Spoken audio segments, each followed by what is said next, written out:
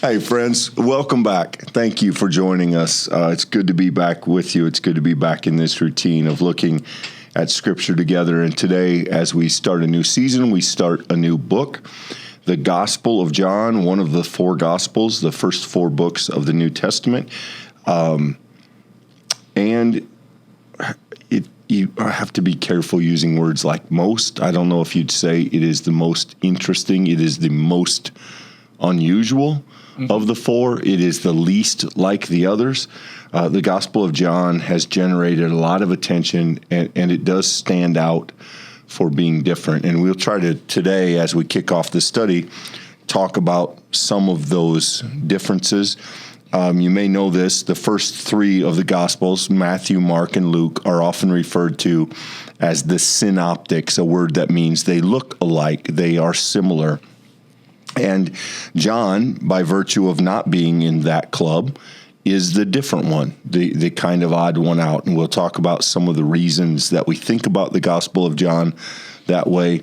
That has given John, I think, Michael, an interesting following.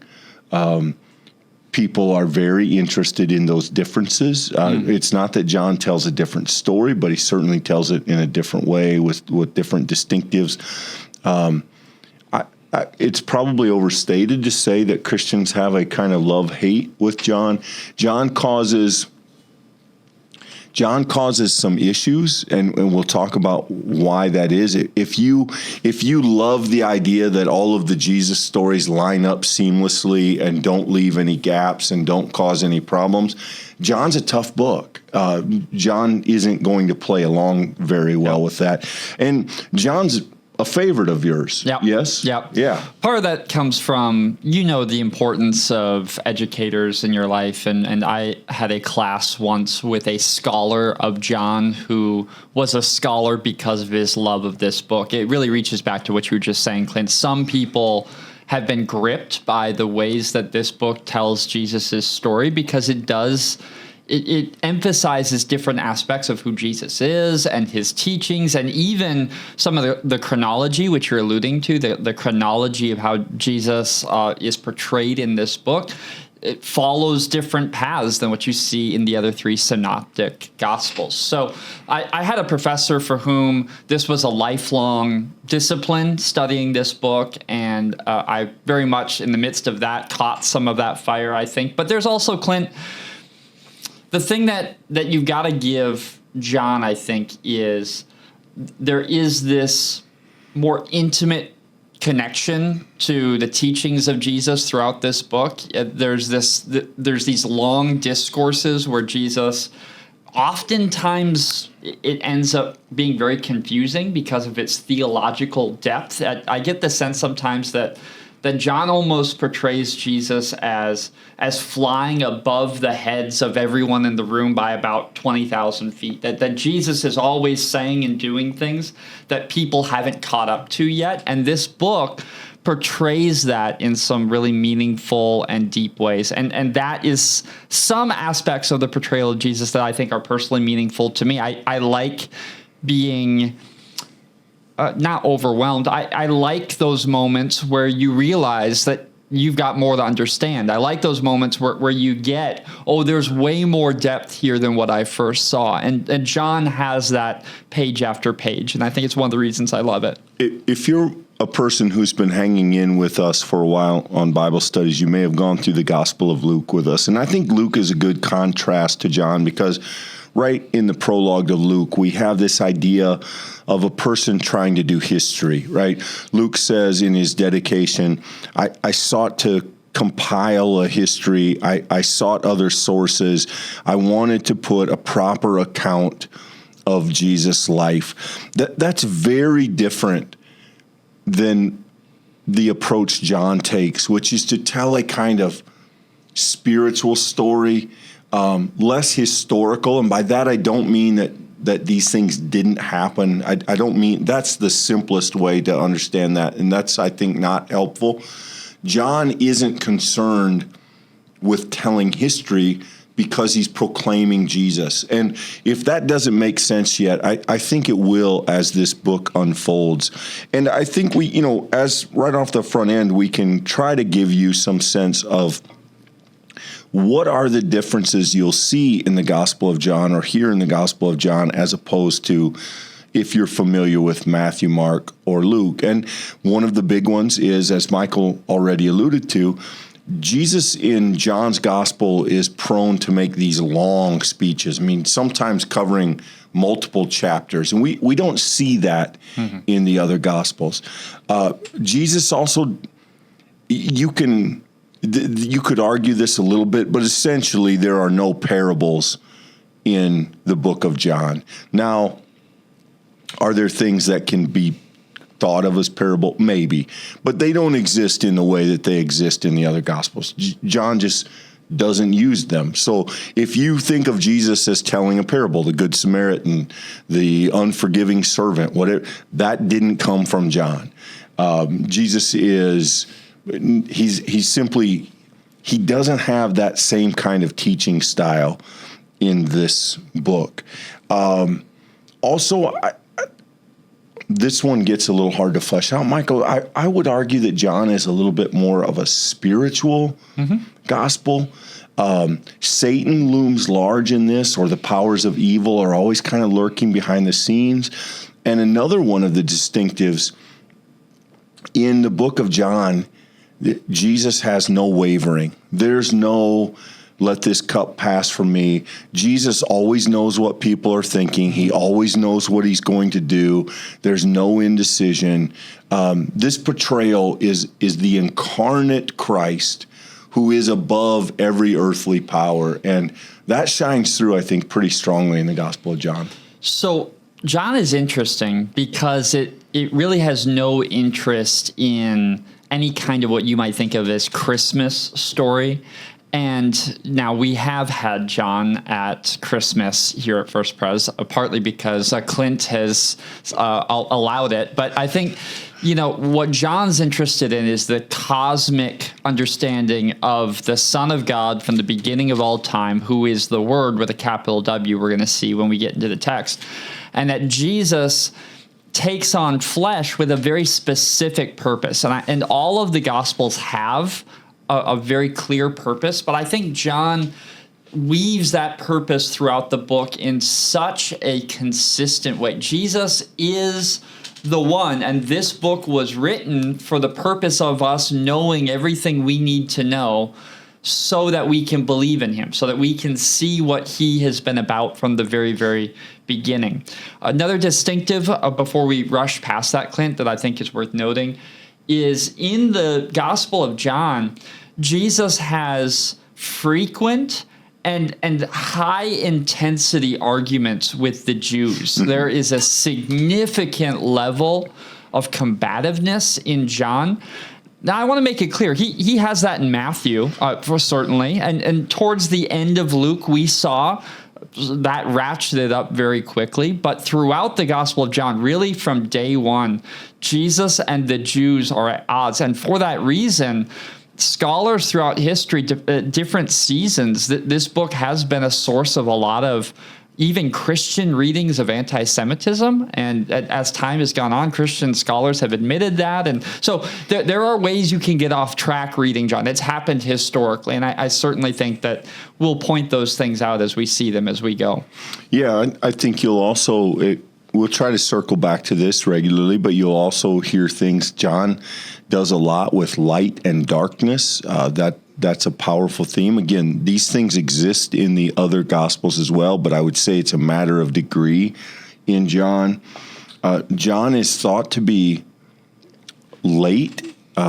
John, generally, scholars think that John may have been the last Gospel written, which is particularly interesting given how much of the material in the other Gospels John doesn't include. Whether he had access to it or just chose not to use it is still debated by history, but by scholars. But it's not in there. The parables, the Sermon on the Mount, some of the beloved stories, the Last Supper, the communion part of the Last Supper, John does away with that, either because he didn't have that information or because he wanted to tell it differently, remembered it differently. The other thing that's interesting about John follows a very different timeline. In the other Gospels, Jesus spends about a third of his time in Jerusalem. In John, that happened almost this entire book takes place in the last part of Jesus' life. There's not a lot of lead in because John is intensely focused on the saving work of Christ on the cross and the conflict that occasions that sacrifice. And so John is going to center this story really in that area, to the extent that some things that happen in other places in the Synoptics happen in Jerusalem. And again, I know that if you're a person who wants all of that to line up, you can do that. It's tricky. There are people who try to do it. I think that's the most difficult way to read the Gospel of John. I think a much better way to read this book is simply to enter into it, to not compare it with those other things. I mean, that's interesting in terms of scholarship, but if we just take John as himself, and if we take this story more or less at face value, I think it has some very interesting things and some very challenging things to present to us about Jesus. We're going to talk about the beginning with much more fullness as we turn our attention to it. But I just think to illustrate your point, Clint, you're going to have in the Gospel of Luke a historical account of a census being taken, right? And in Matthew, you're going to have a genealogy of where Jesus is going to fit into the human lineage as it relates to the people of Israel of old. In John, John's not interested in giving us a historical play-by-play like we as modern people might be interested in. No, John wants us to understand that there's something cosmically true about who Jesus is. That if you looked at Jesus, John would want us to know he's a fully human individual. He's a person you can touch. He's a person who you can have a meal with. He's a person that you can embrace. But John wants us to know that that's not all who Jesus is. He wants us to be fully aware, thousands of years later, he wants us to have an account that when you saw Jesus, you saw more than just a man. You saw the beginning and the end. You saw the Savior of the world. You saw a person who not only lived and breathed, but a person who was the breath of God. And that is deep. It is unbelievably challenging mentally. And scholars do talk about how this book has what they consider some of the most advanced theology of the Gospels because it was written later. It was disseminated later than the other Gospels in the sort of historic account of those writings. And so not only is the theology a little bit more fleshed out, but in some ways, I think the account of who Jesus is, John didn't need to write another gospel about the ordering. What John was trying to do was to help us see something that we need to see, and that is that there's way more to Jesus than what meets the eye. In fact, there's so much more to Jesus that meets the eye that this isn't a book that thousands of years later we've cleaned up. We don't have all of it tied nice knots. We don't have it all figured out. That there's messiness in this book today because there are so many layers upon layer within it. That's why I love it. I think if you come to a book like this and want it to be a orderly historical account, you will find some interesting things as we go along. If you open your heart to the book of John to just see the journey that John's going to take us on, it's going to take us to some wild places, through some journeys, through some characters that are deeply compelling, I'd even say moving.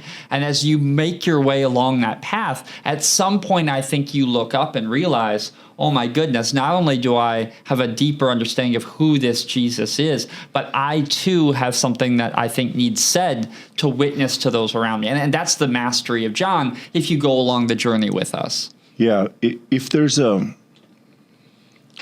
contrast that is helpful, it may be with the Gospel of Mark, which Matthew and Luke give us some clues about who Jesus is in the Christmas stories. Mark jumps into the story, and there's this kind of ongoing question, who is this? Whenever someone figures out that Jesus is Jesus, Jesus tells them, don't tell anyone. There's this kind of secret thing that gets unveiled way at the end of the gospel. That's the complete opposite of the book of John. In John, we start with crystal clear knowledge of who this is. This is the incarnate Word of God. This is the Messiah. And so the question in the Gospel of John that hangs over all of the text is much less who is this, and much more, will you follow this one who is who he is? And I think that it's a simple distinction, but I think it's a helpful distinction as you come to this. John's not spending all these chapters to try and convince you who Jesus is. He's going to tell you that in chapter 1, and then he's going to show you what it means to follow him the rest of the book in some way, shape, or form. And I think that's a helpful way to enter John. This isn't a mysterious book in the way that Mark is. It's very, very different in that regard. So I think it's worth noting here as we come to the end of this time that this book is going to be a real commitment. There's going to be a long set of steps ahead of us as we go through it. And I think that's the gift of it, actually. The way that we do these studies does linger in some places. And so I'm just going to tell you, there's going to be some discourses of Jesus coming ahead that we're going to get through, but they're going to give us some weight and some time. And I think that now's a good time. Invite others to go with us on this journey, that you can have conversations and you can, hey, what did you see when you were on that text with us? Get subscribed if you haven't already so that you can join with us as we go through each episode. This is going to be a book, I think, that builds. And I think that you're going to want to be with us every step along the way, because once we get to the end, there is a kind of mountaintop of this book. You see Jesus in ways that I think are compelling and that are beautiful. And though the book has twists and turns that are unique, it also is telling a very, very consistent story. And I want to make that clear. John's not telling us about a different Jesus. John is introducing us to Jesus the Christ, the same Jesus we see in the other three Gospels.